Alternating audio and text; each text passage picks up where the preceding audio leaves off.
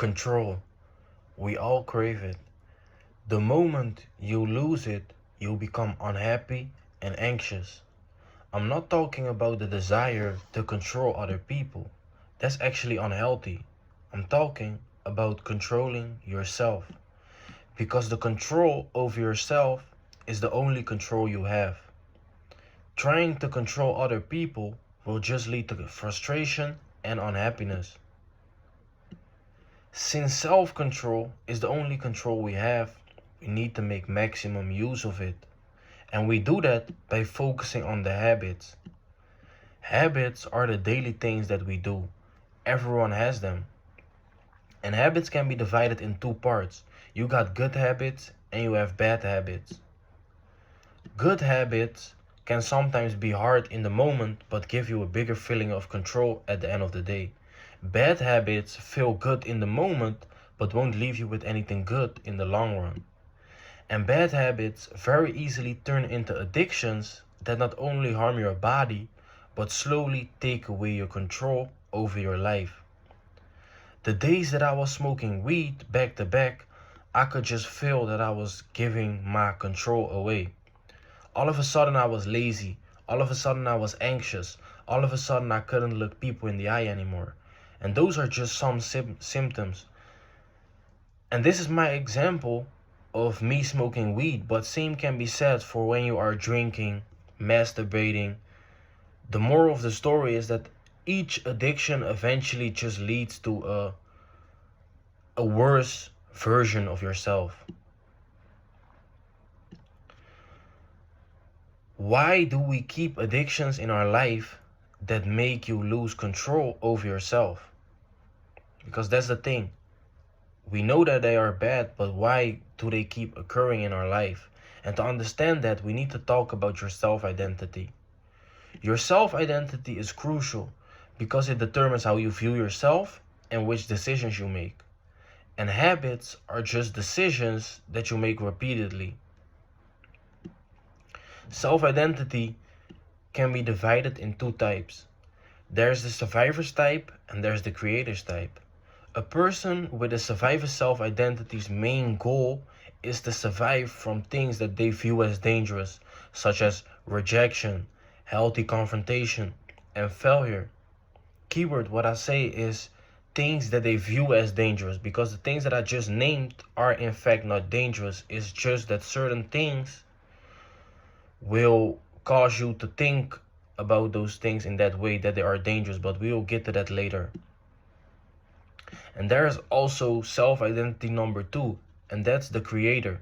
A person with a creative self-identity's main goal is to create relationships, create good vibes, and create better situations for themselves. Who do you think is way more likely to do bad habits and get addicted and eventually lose control over their life? Person number one, who is the creator, who believes in its ability to do good in life and because of that feel capable to do what he wants, or the survivor, who is continuously stressed out because of feeling like the world is a cruel place full of situations and people that they need to survive from. Of course, the survivor is way more likely to get addicted, because the thing with addiction is that it's used to fill up your day. And the person, which is the creator, right? His main goal is to feel good, create good situations and things like that. And this stems from that they think very different opposed to a person with a survivor self-identity. They view the world as a place full of opportunities. So when they are bored or just don't know what to do with their day, they will probably just do something which will lead to better situations for themselves. Maybe strike up conversation with strangers, work on business ideas, chase goals, work out, all those things. But opposed to the survivor, this person views the world as very dangerous and is very fearful towards the world.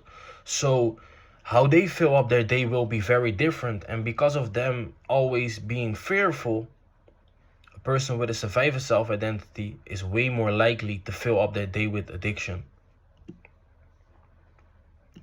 Are we just born with these self-identities?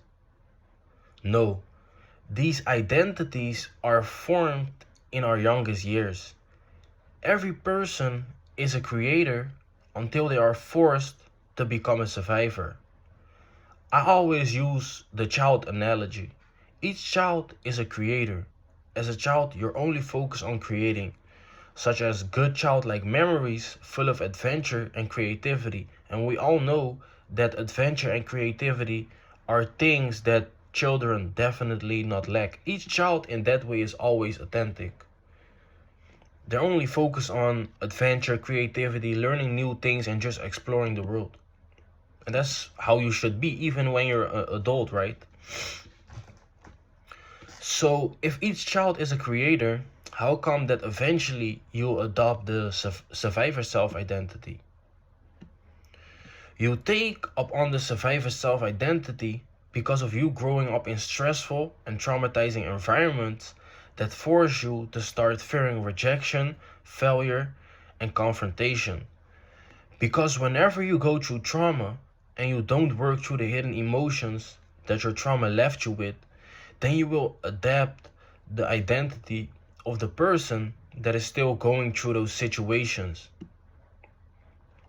That's why people become survivors, because they never got the chance to work through the emotions from their past trauma, which keeps them reliving their trauma, but just with situations in the present. And it is this continuous reliving and the stressful emotions that come with it that make you feel stressed out and also make you so vulnerable for bad habits, and eventually those bad habits turning into harmful addictions. Because the real reason why you get addicted is not because you like the addiction so much. No, you become addicted because of the underlying feelings from unsolved trauma and just those stressful events that the addiction helps you escape. And the dangerous thing with addiction is that they in turn only make the hidden emotions worse, because you know, in a certain sense, an addiction helps you achieve your goal, right? When you're stressed out, you're struggling with things from the past, you can smoke some weed, drink some, and in that sense, right, the emotions will go away, but only for a moment. And but eventually, it will get worse, because the thing is with emotions and trauma, you need to live with them, because these are things that are within you. And what you will see is that if you continue to hide away from them, you will numb yourself and you won't live with your trauma. Why? Because you're not feeling it every day. And that's, I always say, don't underestimate yourself. Whatever problems you got, you are basically always, it's just nature of the human to continue to think about solutions. So when you live with your trauma and you continue to feel your trauma and you're just aware of the things that go on within you, eventually you will come up with solutions. So if you want to control your life, don't focus on the addictions and bad habits. You need to address the feelings that keep you stuck in the self-identity of a survivor and keeps you reliving your traumas, which leaves you with a lot of stress and makes you so likely to go back to addiction. And if you don't do this, addiction will keep coming back and back. And that's the thing with a lot of times right now, right? People focus on symptoms of addictions and they are so focused on the addictions, but it's not really about the addictions. It's why is the addiction even interesting for you? Why does it serve you a purpose? Because the most thing what you see is there are people that can smoke weed and the next day they won't even think about it. Why? Because they have a certain sense of happiness that they can achieve from themselves. They don't stress themselves out because they are reliving traumas and things like that. So for them, weed is never really that attractive. They know that, happiness can be achieved from themselves. So your task is to make friends with your trauma. You gotta identify in which situations your trauma is most active, what are the thoughts that come with it, and what does the emotion feel like. One of the things that I let my clients do, by the way, if you're interested in working with me, I'll leave the link down below, is journaling, so that you can better understand your feelings and also at the same time work through them. Because the thing with these traumas and all those things is that we never got the chance to sit with them, but you won't even know how much you already can heal if you just acknowledge certain feelings. That's already what helped me a lot in my younger days. Just writing them down, reading books on it, and all of a sudden just being aware of it. Already that will change a lot for you. So I'm gonna give you a journal prompt that you can journal up on. So grab a piece of paper and write down the following sentence. Whenever ... this is where you fill in your traumatizing event, happened, I gave up a huge part of my innocence and love for myself. Give yourself the time to think about the thoughts that you were thinking at that moment, and also give yourself the time to feel the feelings that come up within you. That's why we do this journaling. The goal is basically to invoke emotions that we always used to hide from or were ashamed of and things like that. We try to invoke them, but in a safe setting. Now you're with yourself, and you really got to let yourself know that now you're safe. You don't have to go in a reaction of shame. Don't go in reactions of anger. Those are all things of the ego. They won't serve you. Whenever you work with trauma, you really gotta allow yourself to be vulnerable. And it's also okay if nothing comes up, because you've been living with these feelings for a long time. Maybe you still need to work through some fears that you got about yourself before you can let go of the things that always served as your defense mechanism. Because believe it or not, the survivor's identity is not something bad. It's actually a defense mechanism to keep you safe. But those days are over. You're no longer going through the trauma that you used to go through. You're a grown person right now.